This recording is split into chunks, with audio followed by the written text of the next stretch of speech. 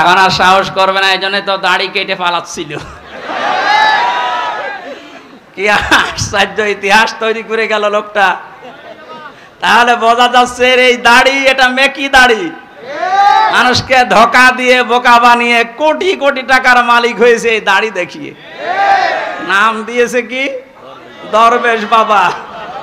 এই যদি হয় দরবেশের অবস্থা, বাকি যেগুলোর ক্লিন সেফ ওদের চরিত্র কি?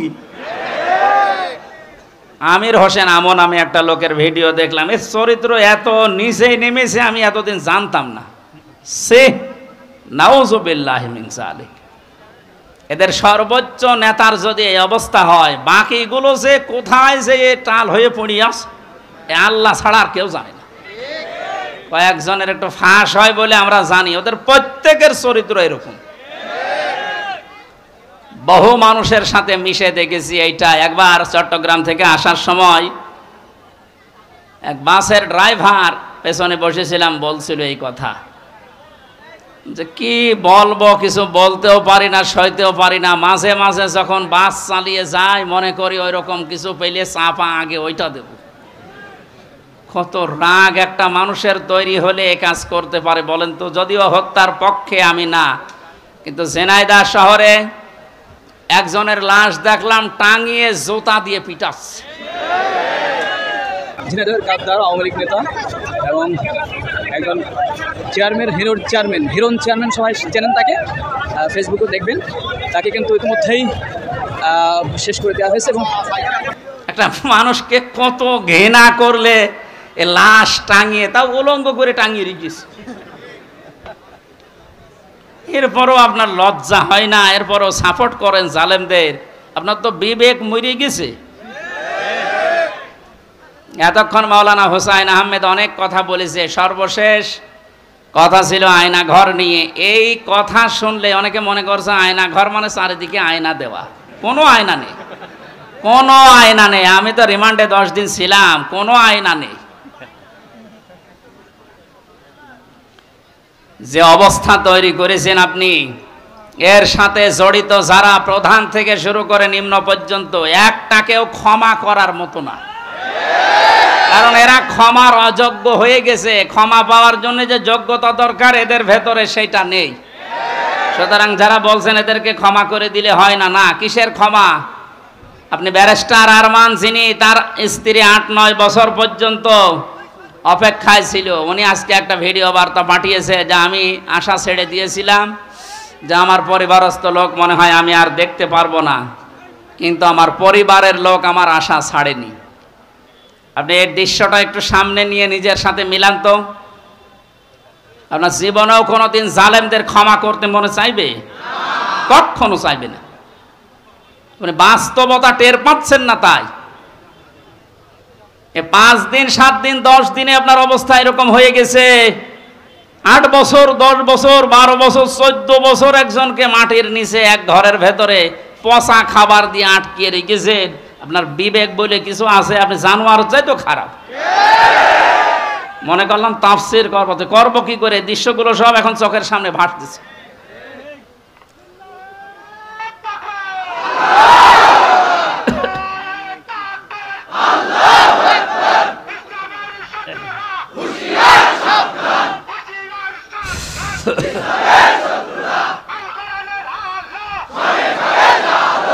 আলহামদুলিল্লাহ ভাই,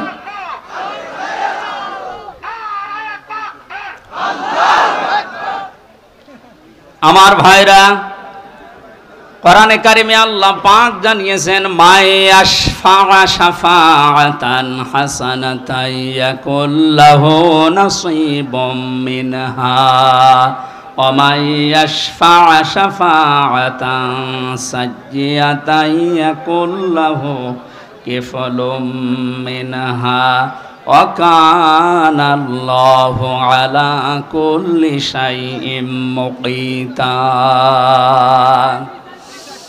এই পৃথিবীতে কোনো মানুষ যদি ভালো কাজের, সৎ কাজের, কল্যাণমূলক কোনো কাজের সুপারিশ করে, সহযোগিতা করে, রায় দেয়, ভোট দেয়, সাপোর্ট করে, সমর্থন জানায়, ওই লোকটা ভালো কাজ করে যে সওয়াব পাবে আপনি ওই ভালো কাজে শুধু রায় দেওয়ার কারণে, সাপোর্ট দেওয়ার কারণে একই সওয়াব পেয়ে যাবেন।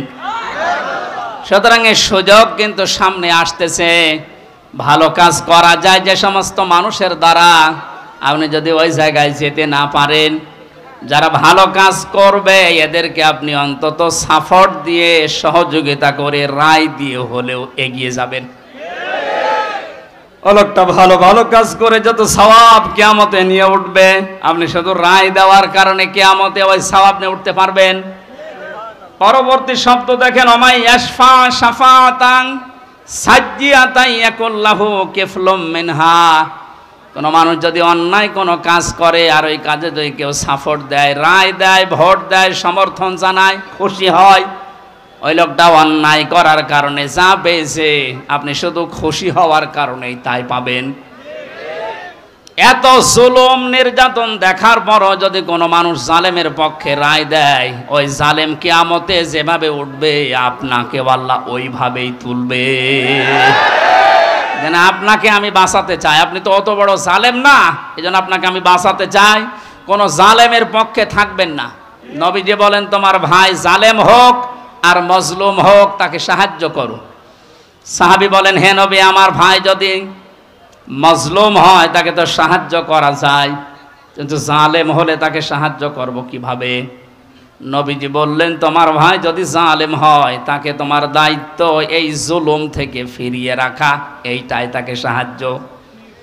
সুতরাং জীবন দিয়ে যে মানুষগুলো জালেমের কবল থেকে আমাদেরকে মুক্তভাবে এই দেশে বিচরণ করার সুযোগ দিয়ে গেল, এই মানুষগুলো কিয়ামতের দিন যেন শহীদ এই শব্দ নিয়ে উঠতে পারে, বলেন আমিন। ময়দানে মাহশারে আমল নামাটা, কিতাবটা যখন আপনার হাতে আল্লাহ তুলে দেবে, বলবে তুমি নিজেই যথেষ্ট, জান্নাতে যাবে না জাহান্নামে যাবে। আমি আমার ইমান থেকে কথা বলছি, কারো দিকে না তাকিয়ে এবার নিজের দিকে আয়াতের সাথে মিলিয়ে বলেন তো, এখনই যদি মারা যান আর এই বইটা যদি আপনার সামনে তুলে ধরে বলে, বল হামজা তুই এইটা পড়ে যা, জান্নাতে যাবি না জাহান্নামে যাবি? কাবা শরীফ যখন তাওয়াফ করে মানুষ, আমি 16 সালে গিয়েছিলাম, গত বছরও গিয়েছি, বাস্তবতায় যেটা দেখলাম, ষষ্ঠ চক্করে মানুষ একটা দোয়া পড়ে আল্লাহর কাছে, আল্লাহুম্মা ইন্না আলাইয়া হুকুকান ফীমা বাইনি ওয়া বাইনিকা।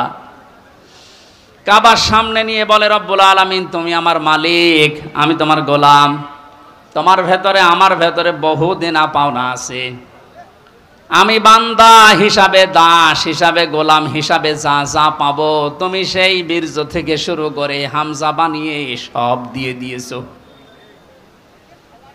আমি উল্লেখ করার মতো কিছু ছিলাম না। হাল আতা আলাল ইনসানি হিনুম মিনাদ দাহরি লাম ইয়াকুন শাইআম মাযকুরা।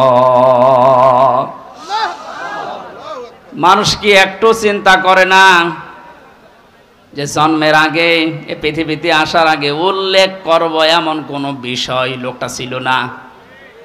আজকে সভাপতির নামের নিচে দেখলাম লেখা বিশিষ্ট ব্যবসায়ী আলহাজ নুরুজ্জামান মুন্সি, কত সুন্দর নাম দিয়ে পেছনে ডিগ্রি লাগিয়ে দিয়েছে, উনি এই কাজ করি খায়। বয়স যদি এখন 60 বছর হয়, 61 বছর আগে এই নাম গন্ধ পৃথিবীর মানুষ জানতো? বলেন বলেন। শুধু এতটুকুই না, বাবার বীর্য যখন মায়ের রেহেমের ভেতরে দ্রুত গতিতে পাস হয়, আল্লাহ পাক বলেন ওই দিকেও একটু তাকাও, ফালিয়ানজুরিল ইনসানু মিম্মা খুলিকা মিম্মা ইন দাফিকি ইয়াখরুজু মিন বাইনিস সুলবি ওয়াত তারাইব। মানুষকে নজর করে দেখে না কি জিনিস দিয়ে তাকে বানালাম। বাবার স্ফলিঙ্গ দিয়ে দ্রুত গতিতে বের হয়ে যাওয়ায় না পাক পানিটা মায়ের রেহেমের ভেতরে জমা হয়। এই যে সলবন এবং তারাইব দিয়েছেন আল্লাহ।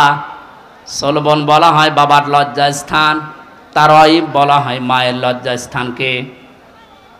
এই দুইটা শব্দ আমি তাফসিরের ভেতরে ব্যাখ্যায় পেয়েছি আল্লাহ বাবার ক্ষেত্রে এক বচন দিয়েছেন, মায়ের ক্ষেত্রে বহু বচন দিয়েছেন। কেন দিলেন? তাফসিরে তাবারি মুফাসসিরে আয়াতের এই সলবনাত তারাইবের ব্যাখ্যা করতে গিয়ে লিখেছেন, পৃথিবীতে মানুষকে নিয়ে আসতে বাবার চাইতে মায়ের কমপক্ষে 3 গুণ কষ্ট বেশি হয়।